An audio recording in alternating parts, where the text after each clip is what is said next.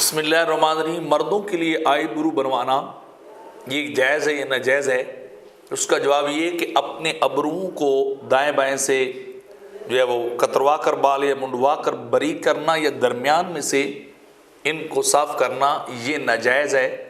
हदीस मुबारका में इसके बारे में जो है वो नाजायज़ होने के बारे में आया है और इसके ऊपर लानत वारद हुई कि ऐसे मर्द और औरत पर लानत है जो ये काम करने वाले होते हैं। खुसूसन औरतों का नाम लिया गया है, तो मर्दों के लिए भी ये चीज़ जायज़ नहीं है। हाँ, अलबत्ता अगर किसी के अबरू आईब्रू जो है वो इंतहाई ज़्यादा ऐबदार हों या इंतहाई ज़्यादा बाल हों कि वो भद्दे से लगते हों, तो फिर उसके लिए इजाज़त है कि वो उतने सारे बनवा ले जितने सारों के साफ़ करने से वो बंदा उसके बाल खूबसूरत लगे और बंदे की हैत जो है वो दुरुस्त नज़र आए।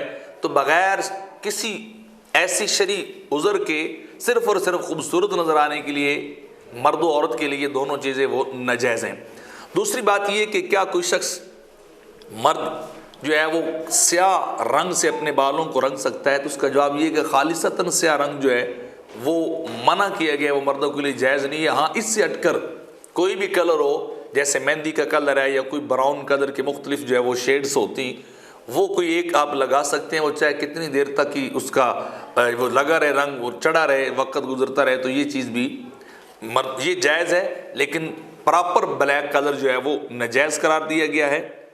और तीसरी बात ये पूछी गई है कि इंसानी जिस्म के ऊपर टैटूज़ बनवाना, वो नक्शो निगार बनवाना, मर्दों के जिस्म के ऊपर जैसे बॉडी के ऊपर, छाती के ऊपर बनवा लेते हैं, बाजुओं के ऊपर बनवा लेते हैं, बाज़ औक़ात गर्दन के ऊपर बनवा लेते हैं, तो ऐसा करना क्या जायज़ है? तो जवाब ये कि ऐसा करना हराम है, नाजायज़ है। किसी को इस बात की इजाज़त जो वो नहीं दी गई और डायरेक्टली इस बात के ऊपर भी आक़ा सल्लल्लाहु अलैहि वसल्लम का लानत का फरमान वारिद है कि ऐसे करने और करवाने वाले पर अल्लाह की तरफ से लानत होती है। तो लिहाजा इस चीज़ से भी बचना चाहिए।